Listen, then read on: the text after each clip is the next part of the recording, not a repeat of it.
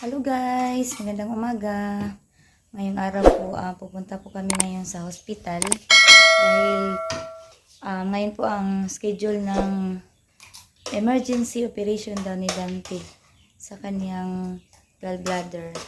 Kasi kahapon nagpabasa kami, sabi ng doktor, kailangan na talagang tanggalin yung yung bato sa gallbladder niya. So, kailangan na po talaga daw na tanggalin yung gallbladder niya dahil namamaga na daw. So, yun po. Dapat nga kahapon pa siya ipa-admit. Kaya nagsabi ako sa doktor na uwi muna kami kasi yung mga bata i-arrange muna namin dito. Kaya, ayun, ngayon pong umaga ang schedule niya.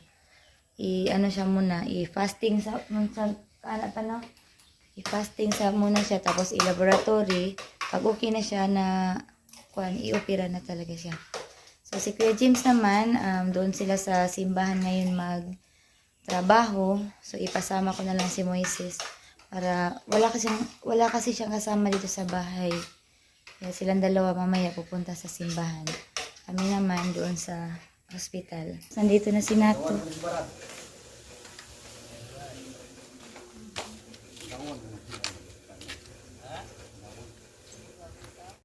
Guys, papunta na po kami sa hospital.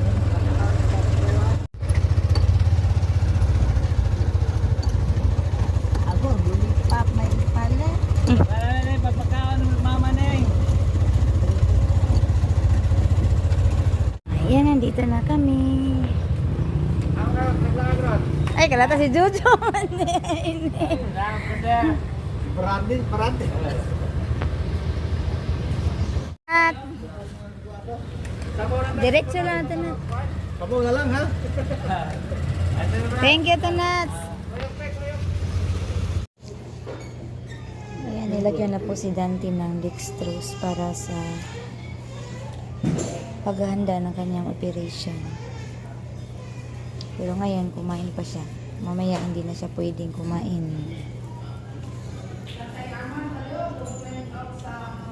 Ito guys, nilipat na si Dante sa temporary po dito dito muna sa orthopedic room. Dahil wala pang bakante na mga ward. So, dito muna kami dito muna kami. Ayan guys, nandito na kami sa ward. Ay, nilipat na si Dante. Pero hinihintay pa namin yung ini-injikan pa siya ng mga antibiotics para po sa kanyang operation. Hindi ko alam kung bukas ba yung schedule niya. Basta sa ngayon, ini-injikan pa siya ng mga antibiotics tsaka laboratory. So ako naman, dito lang ako sa upuan kasi bawal humiga sa tabi niya. Kasi may bawal talagang tumabi kasi yung cut-tray siguro baka masira. So for the patient na talaga yung cut-tray. Kaya dito lang ako guys.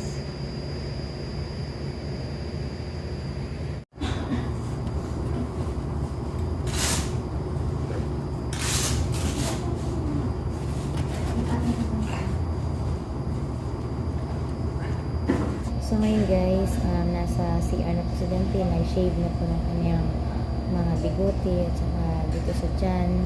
Kasi anytime, pwede na po siyang isalang po doon sa operating room. So binisita na po siya ni Doc kanina dito at hindi na po siya pinapakain simula kayo ng tanghali. So mag-gown na din daw siya dahil binisita na po kami ni Doc kanina na mag-opera sa kanya at pinaalam po sa kanya na siya daw po yung mag-opera. So I hope and I pray guys na okay lang po sana yung kanyang operation at i-pray po natin na tuloy-tuloy din po yung success fast recovery po niya guys. Yan na guys, na bihisan ko na si Dante ng gown at natanggalan ko na rin ang mga balhibo sa bibig, sa tiyan at sa baba po niya. So lahat po pinatanggal ni Doc. So anytime po siya, pupunin na siya dito, dadalhin na siya sa operating room para po sa kanyang operation.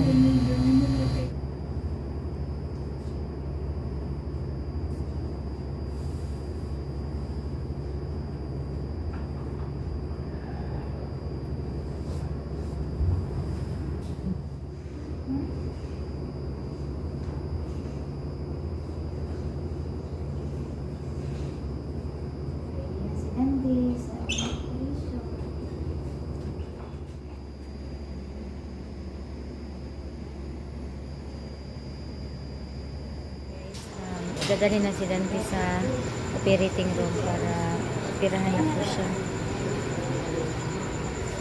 So, ayun na siya guys. Naka-ready na siya. 2 hours later. Guys, tapos na si Dante yung operahan. So, ito po yung mga stone na nakuha nila. Dami, oh. 2 malalaki at saka 4 na maliliit.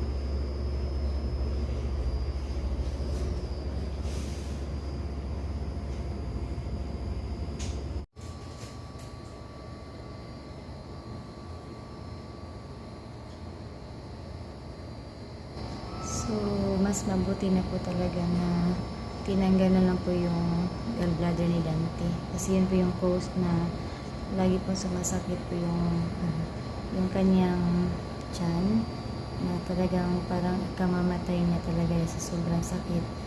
So, nung ano pa talaga to, nung bago pa kami asawa nito, minsan sumusumpong yung tiyan niya.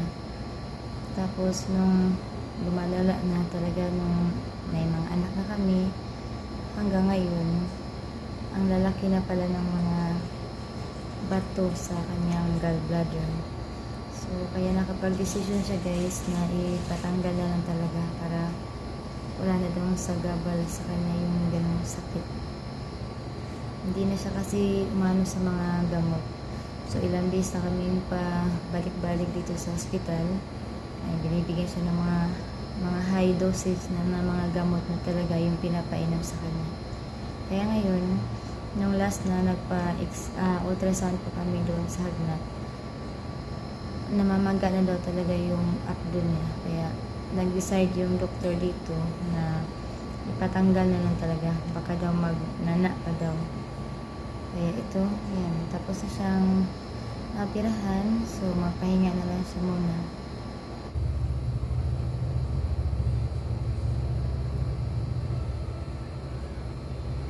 Yan, ano siya guys, ang kuan, tubo. 2 tubo yan, ito granada. Naka-attach po yan dun sa inoperahan ni Dante para daw ma-drain yung mga dugo. Tapos ito din. So hanggang umuwi siya, dala-dala pa din yung mga itong tubo at saka yung granada. Nagpaluap na daw na siya kuan. Nagpaluap na ko na siya kanang tangon. Sabi ni Doc.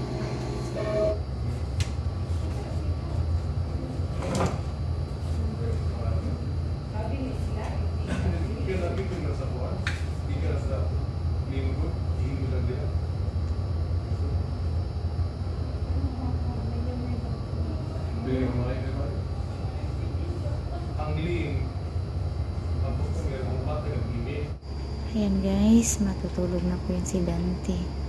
Kanina na drain na po yung kanyang yung tube at saka, yung tubo at saka yung nasa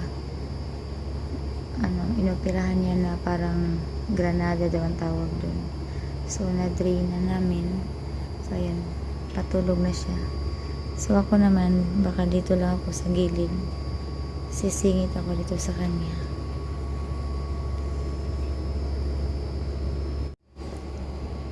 So, ayan, empty na naman siya. Yung parang itim yung kulay ng kanyang na-drain. Galing sa naoperahan niya. Tsaka ito, ayan, empty na din. Ito yung granada.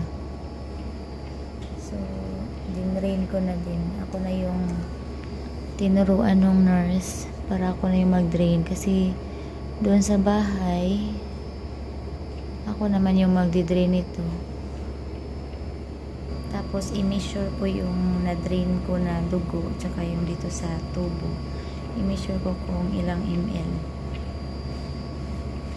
So yun po yung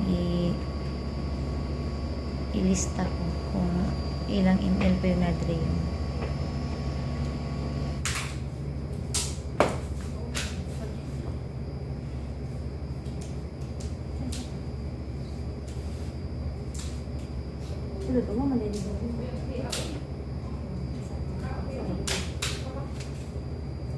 Yan guys, lumabas muna si Dante dito sa labas. Dahil sabi ng doktor, palakad-lakarin daw muna siya para ma-exercise po yung kanyang bituka. Dahil kumakain na siya, simula nung naoperahan siya guys. So dito kami sa likod. Ayan, nag-snacks po siya ng oatmeal. Dahil soft pa po yung mga pagkain na pinapakain niya. Tsaka pinarisa niya ng Skyflex. So, mag-exercise ang mga sila. So, dito lang kami sa loob exercise. Dahil walang tao dito. Baka wala yun.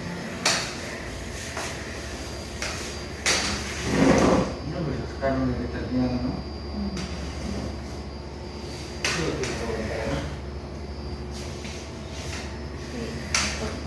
Ano pa ito? Ano lang? Bumingon ka nila. Wala naman na nila ka-touch ng kuwan. Ano, oxygen.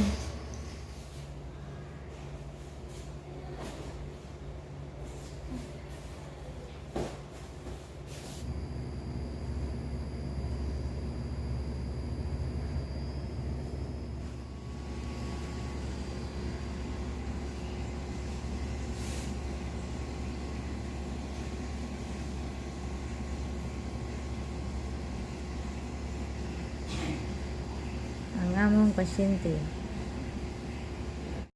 Ngayon guys, pang-anim na araw na namin. So, i-dressing na po nila yung yung operation ni Dante. Baka bukas makalabas na po kami. So, hinihintay na lang namin yung lifter para dalhin siya doon sa ER. Kasi doon po siya i-dressing sa doktor. So, hinihintay na lang namin yung magdala sa kanya doon. And guys, dinala na si Dante sa sa ER para mag-dressing.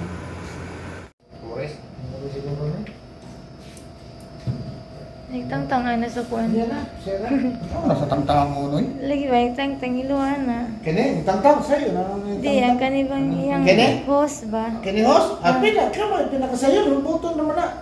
Adi na na siya kuwanan. Kung saan, kapalahat pa, di na oy. Ang kabuto na rin na. Lumbuton na na. Dilaw na na, kung may kakuhanan na mo kini ba, matangtang eh.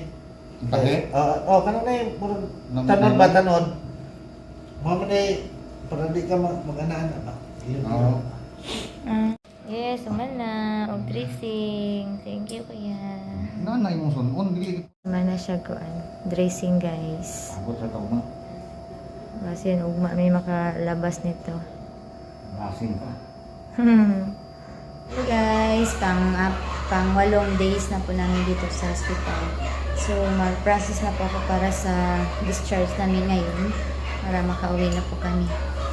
So pupunta muna ako dun sa labas. So si Dante muna dito sa loob. Aris ako pa. 1 hour later. Nag-ready na kami dahil okay na po yung papel namin para sa discharge. So, naghintay naman kami sa tricycle na sasakyan namin. So, ready na din sila. Meron na din mga reminders para sa kanyang mga gamot.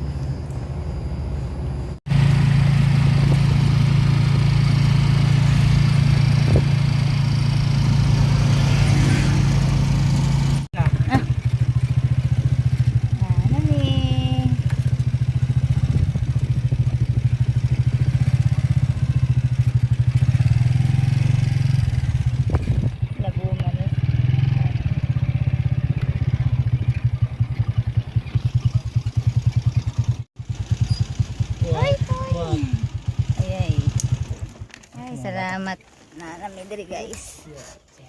Kuya! James! Kuya! Asisi si Papa. Pangwag mga kuha na katunak. Pangwag ito mga ingat. I miss you. Lagi na. Ilay.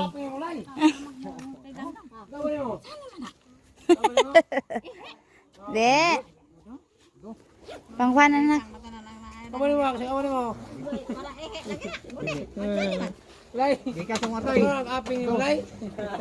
Kisa ka ba na niya? Kisa may ka ba na niya? Ah. Dara dong ah.